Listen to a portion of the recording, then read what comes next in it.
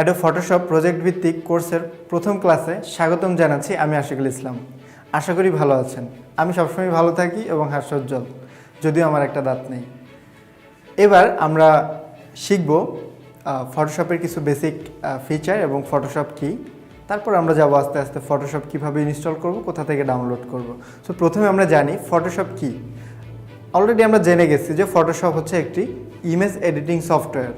তো এটাকে যদি আমরা একটা ডেফিনেশন দিতে চাই, ফটোশপ হচ্ছে এমন একটি সফটওয়্যার যেটির মাধ্যমে যে কোনো ছবি যে কোনো উপায়ে যে কোনোভাবে ম্যানিপুলেট করা যায় এবং সেটা প্রফেশনালি, নন প্রফেশনালি, পার্সোনালি ইউজ করা যায় এবং এটার কপিরাইট ইউজও আমরা সেট করে দিতে পারি ফটোশপের মধ্যে দিয়ে।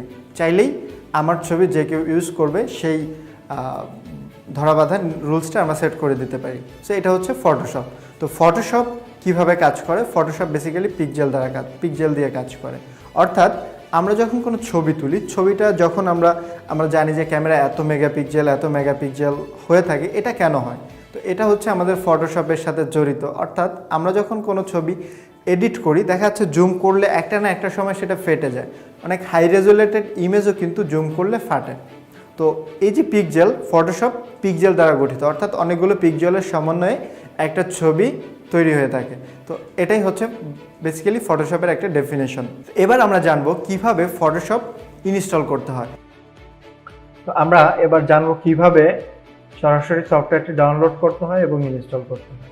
প্রথমে আমি adobe.com এই ওয়েবসাইটে চলে আসবো। আসার পরে দেখতে পাচ্ছেন মেনুগুলোর মধ্যে ক্রিয়েটিভ অ্যান্ড ডিজাইন নামে যে অপশনটা রয়েছে, এখানে ক্লিক করার পরে সরাসরি আমরা ফটোশপ এইখানে ক্লিক করব। ফটোশপে ক্লিক করার পরে আমার এখানে ফটোশপকে কেন্দ্র করে একটা ডিটেইল পেজ চলে আসবে। আমরা এখানে যে মেনুটা পাবো, ফ্রি ট্রায়াল বাটনটা, এই ফ্রি ট্রায়াল বাটনে ক্লিক করার পরে আমাদেরকে একটা নতুন পেজ নিয়ে আসবে পপ আপ করে। এইখানে দেখা যাচ্ছে যে প্রাইসিংটা দেখা যাচ্ছে individual, business, student and teacher. এইখানে আপনি যেটাই সিলেক্ট করেন না কেন, তা আমরা ইন্ডিভিজুয়াল দিয়ে যেহেতু আপাতত ফটোশপটা ডাউনলোড করতে চাচ্ছি। স্টার্ট ফ্রি ট্রায়াল বাটনে ক্লিক করার পরে আমাদের সাইন আপ পেজে নিয়ে যাবে, অর্থাৎ যেটাকে চেক আউট পেজ বলা হচ্ছে। তো এইখানে বলা হচ্ছে প্রতি মাস $30 চার্জ করবে। তো প্রথম মাস আমাকে প্রথম 7 দিন ফ্রি দিচ্ছে, যে জন্য আমাকে আমার ডিউ থাকবে $0। সো এইখানে আপনি যখন নতুন ইউজার, তখন আপনার ইমেইল অ্যাড্রেস দিয়ে কন্টিনিউ বাটনে ক্লিক করতে হবে। তারপর আপনার ফ্রি ট্রায়াল, 7 দিনের একটা ফ্রি ট্রায়াল আপনি ডাউনলোড করতে পারবেন।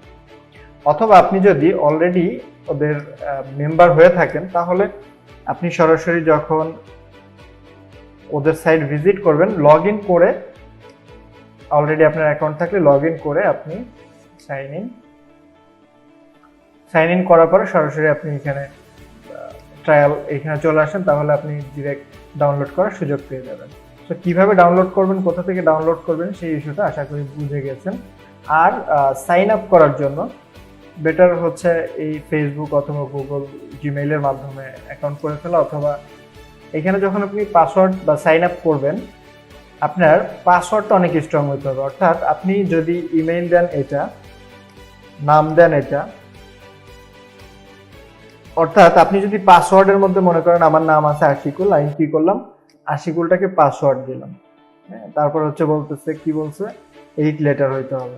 তো আমি দিলাম 1 2 3। দেখেন কি বলছে, doesn't contain your name and email address. অর্থাৎ আমার নাম এবং ইমেইল অ্যাড্রেসের সাথে পাসওয়ার্ড মিল থাকা যাবে না, অর্থাৎ ডিফারেন্ট ইউনিক একটা পাসওয়ার্ড হইতে হবে। লাইক মনে করেন যে এই যে কিছু একটা দিলাম, একটা ছোট হাতের অক্ষর থাকতে হবে। তো দেখেন কি হয়েছে, পাসওয়ার্ডটা অনেক স্ট্রং হয়েছে এবং ম্যাচ করে গেছে। সো এখানে যখন অ্যাকাউন্ট ক্রিয়েট করবেন, পাসওয়ার্ডটা এরকম স্ট্রং হইতে হবে। ওকে, তো এবার ডাউনলোড হয়ে গেল। এবার এটাকে কিভাবে ইনস্টল করব সেটা আমরা দেখব। আপনার কম্পিউটারে এরকম একটা জিপ ফাইল ডাউনলোড হবে। সেটাকে আনজিপ করার পরে দেখতে পাবেন সেটআপ নামে একটা অ্যাপ্লিকেশন ফাইল রয়েছে। এটাতে ডাবল ক্লিক করার পর ইয়েস, এবং অপেক্ষা করতে হবে কিছু সময় আপনাকে এটা ইনস্টল হওয়ার জন্য। দেখতে পাচ্ছেন ইনস্টল প্রসিডিউর শুরু হয়ে গিয়েছে। 1 থেকে 100% পর্যন্ত আপনাকে অপেক্ষা করতে হবে। তারপরে দেখবেন যে এটা আপনার কম্পিউটার স্পিডের উপর ডিপেন্ড করে 2 থেকে 5 মিনিট বা 10 মিনিট সময় লাগতে পারে।